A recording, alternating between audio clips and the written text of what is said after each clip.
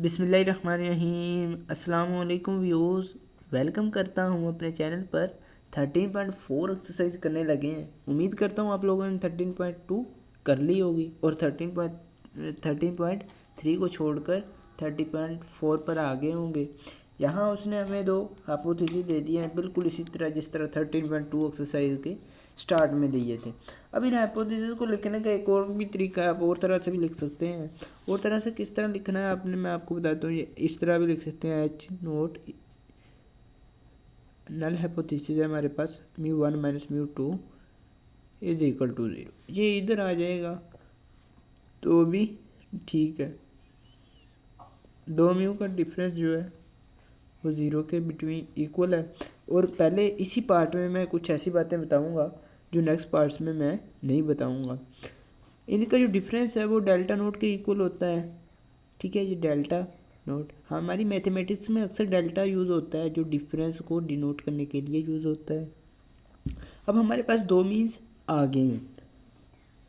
अब हमने क्या करना है नेक्स्ट, हमें जो उसने डाटा दिया है, पहले तो x1 बार फाइंड करना है।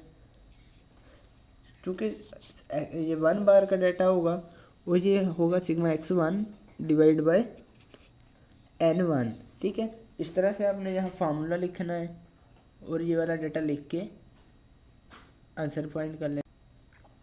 सिग्मा x1 आपके पास होगा यहाँ, ये हमारे पास है 4250 डिवाइड बाय n1। n1 हमारे पास 100 है।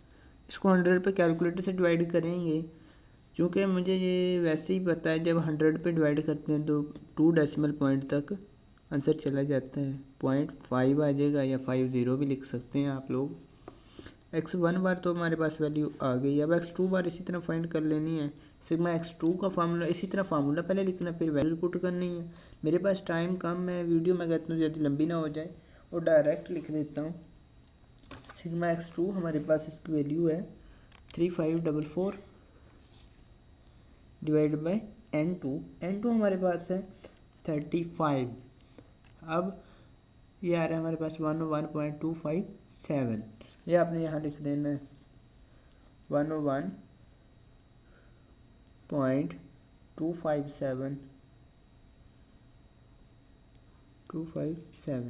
ये आंसर आपने लिखने के बाद नेक्स्ट करना है कि सॉरी ये 35 नहीं 80 है। 80 पे डिवाइड करना है आप लोगों ने। यहाँ आ जाए एरो को प्रेस करके, हाँ 80 पे डिवाइड करेंगे 41.3 आ जाएगा। आप 00 नेक्स्ट लिखना चाहें तो भी आपकी मर्जी है, नहीं भी लिखेंगे इससे आंसर में कोई फ़र्क नहीं पड़ने वाला। अब नेक्स्ट हमने बनानी है, हमें चाहिए टेबल ऑफ सिग्निफिकेंस। उससे पहले उसने sigma 1 square and sigma 2 square हमें ये दे रखा है। सिग्मा 1 स्क्वायर है 30 एंड सिग्मा 2 स्क्वायर है 35, ठीक है। ये 35। अब हमें चाहिए लेवल ऑफ सिग्निफिकेंस। उसने दिया है अल्फा इज इक्वल टू 0.05 या आप कह लें 5%। इसको 100 पे डिवाइड करेंगे 0.05 आ जाएगा। हमें चूँकि ये 2 टेल टेस्ट है, इसमें एक तो वैल्यू हमें चाहिए। यहाँ आपने अल्टरनेटिव हाइपोथेसिस में कभी भी इक्वल टू का साइन नहीं लगाना, ये पहली बात। नेक्स्ट हमें चाहिए अल्फा वो 2, यह आ जाएगा 0.025 और चाहिए 1 माइनस अल्फा वो 2, यह आ जाएगा आपके पास 0.975, ठीक है। ये लिखने के बाद हमें चाहिए क्रिटिकल वैल्यूज़। आप लिखेंगे क्रिटिकल वैल्यूज़ कुछ इस तरह से। नेक्स्ट क्वेश्चन में सी एंड वी डाल दूंगा, जिसका मतलब होगा क्रिटिकल वैल्यूज़, लेकिन आपने पूरे वर्ड लिखने हैं। एक आ जाएगी यहाँ अप्लाई कौन सा टेस्ट होगा, यहाँ जी टेस्ट अप्लाई होगा।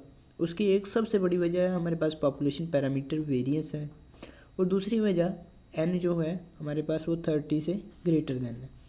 यहाँ दो वैल्यूज़ आ जाएंगी, एक आएगी जी अल्फा वो 2, यह आ जाएगी जी 0.025।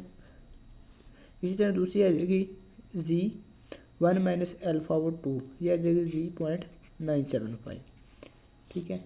ये लिखने के बाद यहाँ आ जाना है आप लोगों ने टेबल पर। जी का टेबल देखना है आप लोगों ने, वो देखना है आपने इस तरह से अगर आप एक वैल्यू फाइंड कर लेंगे तो दूसरी वही वैल्यू हम माइनस में लिख देंगे। अब 0.97 की रो में देखना है और 0.005 वाले कॉलम में आपको वैल्यू मिलेगी 1.96। ठीक है, ये वैल्यू एक तो हमें फाइंड होगी, दूसरी लिखनी है। टू टेल टेस्ट में दूसरी वैल्यू माइनस की होती है, पहली वैल्यू जब वो प्लस की होती है। जब 0.5, ये देखिए यहाँ एक लॉजिक आपको बताता हूँ, 0.55 वाला ये वाली वैल्यू से ऊपर वाली हम फाइंड करें, जिस तरह 0.975 है तो उनकी प्लस में आती है, और जब 0.5 से नीचे चल जाएँ जिस तरह ये 0.025 तो उनकी वैल्यूज़ माइनस में आती हैं। ये आ गई -1.96। अब दो वैल्यूज़ हमारे पास आ गई हैं ऑफ क्रिटिकल वैल्यूज़ हैं ये। अब क्रिटिकल रीजन बना लेना है आपने, यहीं क्रिटिकल रीजन लिखेंगे पिछले क्वेश्चंस की तरह, जिस तरह हम 13.2 करते हैं। क्रिटिकल रीजन बनेगा Z lies between these values -1.96 and -1.96। अब जी हमने फाइंड करना है, टेस्ट स्टैटिस्टिक लिखेंगे, टेस्ट स्टैटिस्टिक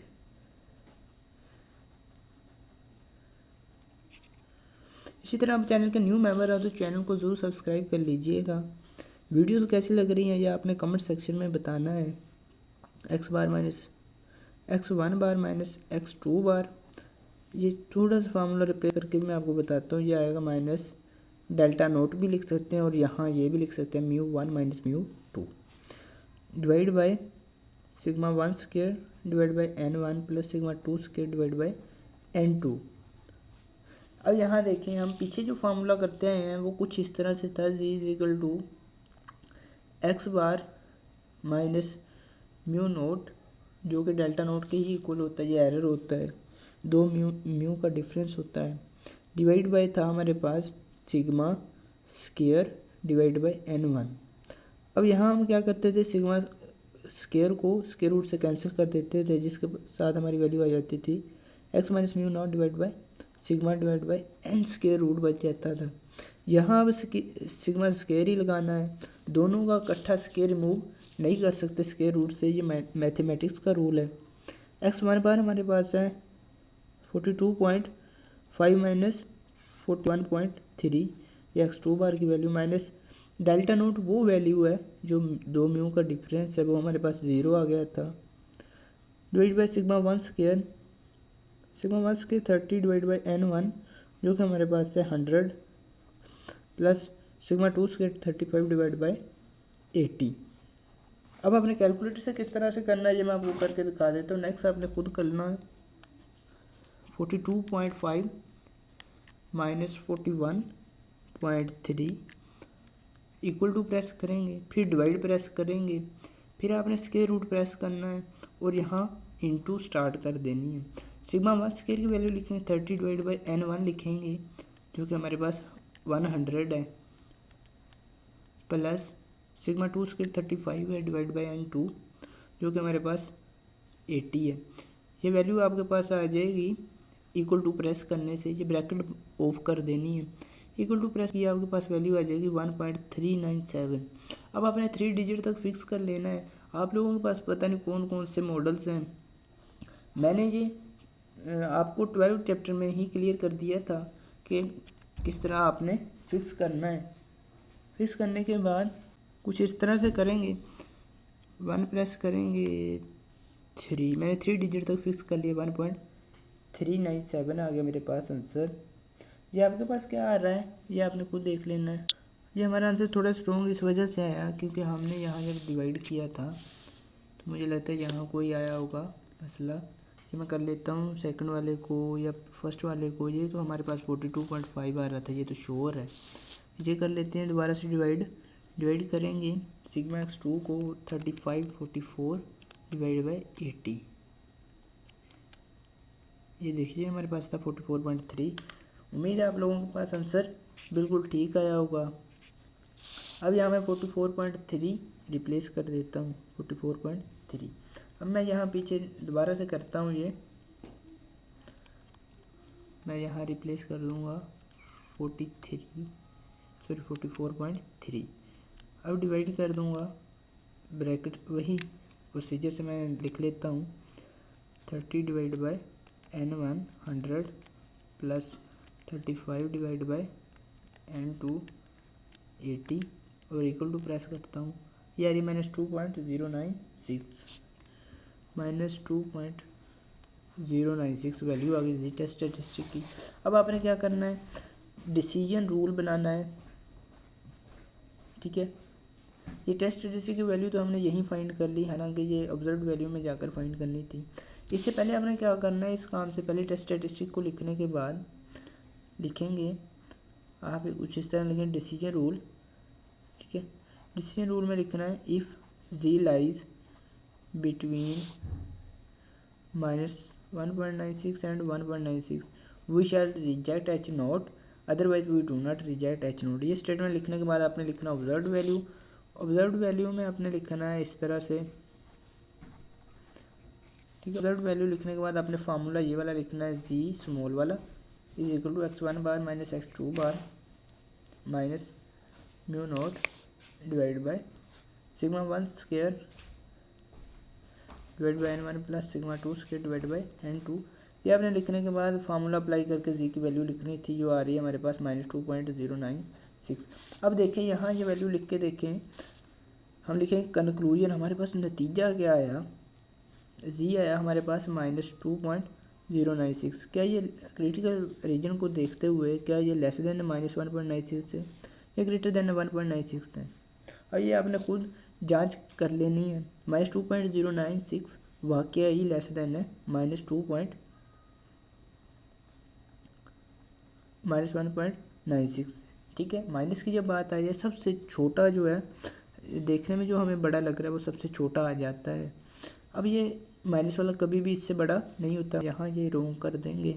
ये लिखने के बाद हम लिखेंगे so we reject H naught in favour of H1 या we reject H naught against H1। इसके साथ आपको वीडियो कैसी लगी कमेंट सेक्शन में बताइएगा। मिलेंगे नेक्स्ट वीडियो में एक नए लेक्चर के साथ, तब तक के लिए अल्लाह निगहबान।